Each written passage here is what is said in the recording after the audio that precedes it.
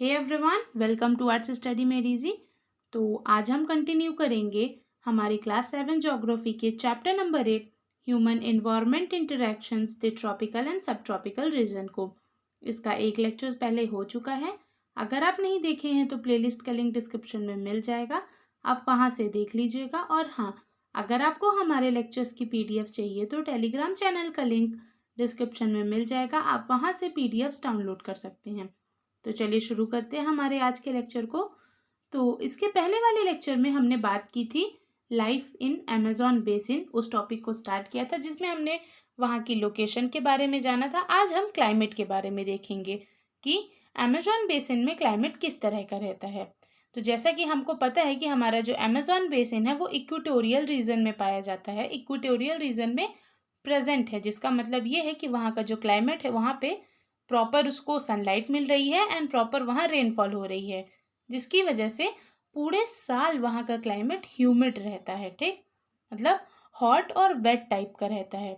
वहाँ पे जो दिन और रात दोनों हैं, दोनों हॉट और ह्यूमिड रहती हैं। मतलब वहाँ पे गर्मी, अब देखिए इक्वेटोरियल रीजन में लाई कर रहा है तो ऑब्वियस सी बात है वहाँ पे एडिक्वेट अमाउंट में उसको सनलाइट मिल रही है, जिसकी वजह से गर्मी तो रहेगी, साथ में वहाँ पे रेनफॉल भी बहुत होती है, जिसके कारण वहाँ का क्लाइमेट जो है वो थोड़ा हॉट और ह्यूमिड रहता है। मतलब पूरा थोड़ा चिपचिपा टाइप का, जैसे हमारे यहाँ बरसात में होता होगा। अभी बेसिकली हम कह सकते हैं अभी जब बरसात आएगी तब जिस तरह हमारा क्लाइमेट रहेगा उस तरह अमेजोन बेसिन में परमानेंट रहता है। It rains almost every day, that too without much warning.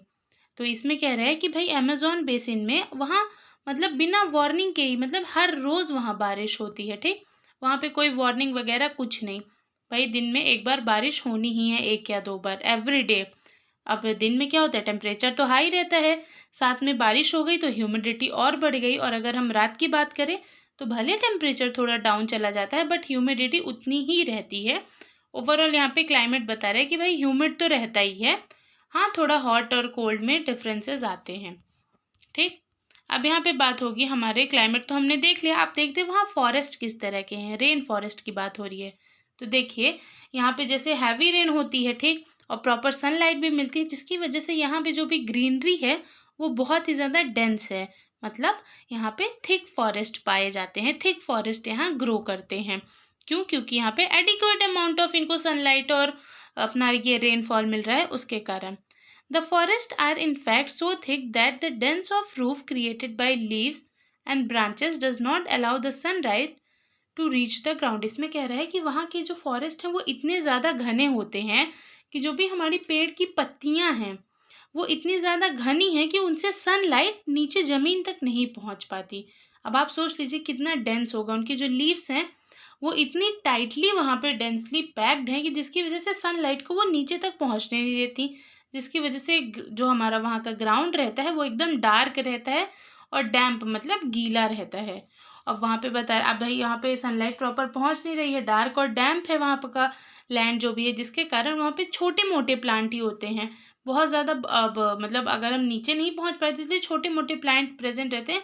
Basically वहाँ पे बड़े प्लांट ज़्यादा पाए जाते हैं, जैसे कि ये हमारे ऑर्चिड्स हो गए, ब्रोमलैंड्स, ये जो हैं ये प्लांट पैरासाइट्स के रूप में वहाँ पाए जाते हैं।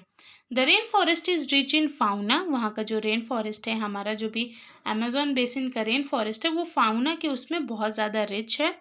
अब यहाँ पे बात हो रही है कुछ बर्ड्स की कि वहाँ किस तरह बर्ड्स पाई जाती हैं। तो देखिए बर्ड्स जैसे कि tokens, humming birds, bird of paradise with their brilliantly colored plumage, oversized bills for eating make them different from bird। अब यहाँ पे बता रहे हैं कि जो हमारी बर्ड ऑफ पैराडाइज है वो सबसे पहली बात तो वो थोड़ा कलर्ड रहती है, डिफरेंट कलर के फॉर्म में रहती हैं, जो उसको अलग बनाता है। दूसरा, उनके जो बिल्स रहते हैं वो कुछ ज़्यादा ही बड़े होते हैं और उनका ईटिंग पैटर्न उन्हें अलग बनाता है, और ये बेसिकली कॉमनली हम इंडिया में देख सकते हैं। ठीक, ये देखिए ये हो गया हमारे फिगर 8.4 में हम टोकन्स देख लेते हैं। फिर ये 8.5 में तापीर है, ये क्या है, तो ये आंट्स खाता है। These birds also make loud sound in the forest. जो भी बर्ड यहाँ पाई जाती हैं ये बहुत ज़्यादा, कुछ इनमें से बहुत ज़्यादा हाई साउंड भी क्रिएट करती हैं। अब यहाँ पे एनिमल्स की बात हो रहा है कि भाई animals like monkey, sloth and ant eating tapirs are found here. ये जो ये फिगर 8.5 है तापिर का, ये बता रहा है कि भाई ये एनिमल है जो कि आंट खाता है। ठीक, यहाँ पे बेसिकली नॉर्मल बता रहा है। अब यहाँ पे स्पीसीज के बारे में बात कर रहा है, रेप्टाइल्स की स्पीसीज के बारे में। तो various species of reptiles and snacks also thrive in these jungles. यहाँ पे बता रहे हैं कि भाई रेप्टाइल्स की, स्नेक्स की, इनकी कई प्रजातियां यहाँ जंगल में अमेजोन बेसिन में पाई जाती हैं। Crocodiles, snakes, python abound, anaconda and boa constrictor are some of the species में बता रहे भाई इन सब की बहुत अलग अलग तरह की प्रजातियां पाई जाती हैं, डिफरेंट डिफरेंट, इनमें बहुत ज़्यादा वेराइटी है। ऑसम ऑफ द स्पीसीज, तो इसका मतलब भाई अलग अलग तरह की अच्छी से अच्छी स्पीसीज यहाँ पाई जाती है। ठीक, बेसिकली कहें तो शॉर्ट फॉर्म में। Beside the basin is home of thousands of species of insects. Several species of fish include the flesh-eating piranha fish is also found in the river. अब इसमें बता रहा है कि जो भी हमारा ये बेसिन है इसके किनारे में कई तरह की इंसेक्ट की स्पीसीज पाई जाती हैं। देन इसमें वाटर में, अमेजोन रिवर के वाटर में पिराना नाम की एक मछली भी पाई जाती है जो कि फिश ईटिंग है, मतलब वो मछलियों को ही खाती है। ठीक, तो ये पिराना आप नाम याद रखिएगा। ये भी कहाँ पाई जाती है? हमारी अमेजोन रिवर में, अमेजोन बेसिन में पाई जाती है। This basin is thus extraordinary rich in variety of life found there. अब इससे से हमने जो देखा भाई लाइफ के बारे में, प्लांट वगैरह के बारे में, इससे हम ये आसानी से कह सकते हैं और ये है भी कि भाई ये जो हमारी अमेजोन बेसिन है ये बहुत ही ज़्यादा रिच है वेराइटी ऑफ लाइफ के मामले में। अगर हम कहें तो भाई यहाँ पे डिफरेंट तरह की वेराइटी ऑफ स्पीसीज लाइफ पाई जाती है। अब यहाँ पे बता रहे हैं एक डू यू नो करके सेक्शन है जिसमें हम फैक्ट्स के बारे में बात करते हैं। तो इसमें कह रहा है कि ब्रोमलिएड्स क्या होती हैं, ये हम अभी पढ़े थे कि भाई यहाँ पे क्या पाई जाती है, पैरासाइट के नाम पे कुछ प्लांट्स होते हैं, ऑर्चिड्स, ब्रोमलिएड्स करके। तो ये जो है ये एक तरह का पैकेट टाइप का प्लांट होता है जिसमें वाटर स्टोर हो जाता है, पानी भर जाता है, और बेसिकली जो हमारे फ्रॉक्स होते हैं वो इन प्लांट्स को यूज़ करते हैं अपने अंडे देने के लिए, एग लेस करने के लिए। ठीक, फ्रॉक्स वगैरह।